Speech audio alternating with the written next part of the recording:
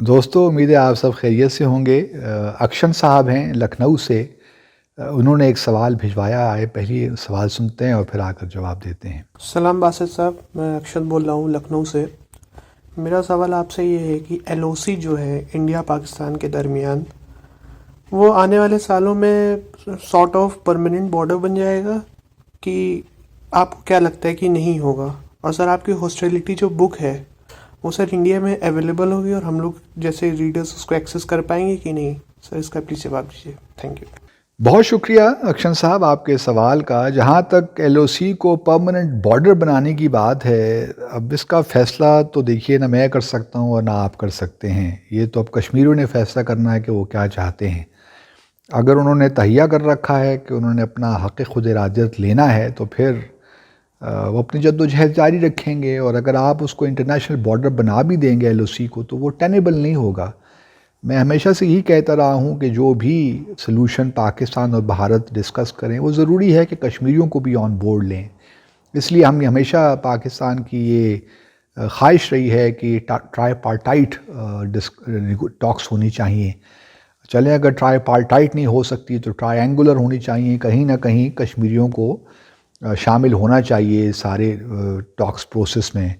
اور بنیادی طور پہ آپ مجھ سے اتفاق کریں گے کہ یہ پھر حق انہی کا ہے، لوگوں کا ہی ہوتا ہے کہ وہ فائنلی کسی سلوشن کو ایکسیپٹ کرتے ہیں نہیں کرتے۔ تو اس لیے اس اسٹیج پہ میں سمجھتا ہوں کہ مناسب نہیں ہے کچھ کہنا، اور کشمیریوں نے بہت قربانیاں دی ہیں پچھلے کئی سالوں سے، دہائیوں سے وہ اپنی جد و جہد کر رہے ہیں۔ اور پھر دوسری بات یہ ہے کہ آپ بھی جانتے ہیں کہ پاکستان اور بھارت، ہم دونوں ممالک نے ان سے کمٹمنٹ کی تھی کہ ہم ان کو ان کا حق خود ارادیت دیں گے، لیکن بھارت نہیں مانتا۔ پاکستان بھارت اپنے اس اصولی موقع پہ ڈٹا ہوا ہے۔ تو لیٹس ہوپ کہ جو بھی سلوشن، جب بھی کبھی کچھ بات چیت ہوگی، ابھی تو ممکن نظر نہیں آتا کہ مستقبل قریب میں پاکستان اور بھارت ایک دوسرے سے بات چیت کرنے جا رہے ہیں، کیونکہ ہم نے دیکھا ہے کہ ڈائریکٹ جو ہماری بائیلیٹرل بات چیت، اس سے کوئی فائدہ نکلتا نہیں ہے۔ ہم ایک قدم آگے بڑھتے ہیں پھر دو قدم پیچھے ہو جاتے ہیں، تو اسی وشیس سرکل میں ہم گھوم پھر رہے ہیں۔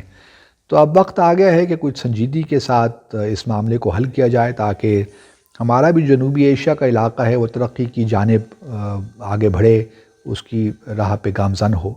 تو یہی ہے۔ باقی جہاں تک میری کتاب کا تعلق ہے، بھارت میں ایک پبلشنگ ہاؤس ہے، ان سے بات ہو رہی ہے، امید کرتے ہیں کہ ان سے کچھ ایگریمنٹ ہو جائے گا، کیونکہ آپ نے بالکل درست کہا کہ پاکستان میں جو کتاب چھپے گی تو شاید وہ وہاں پہ اویلیبل نہ ہو۔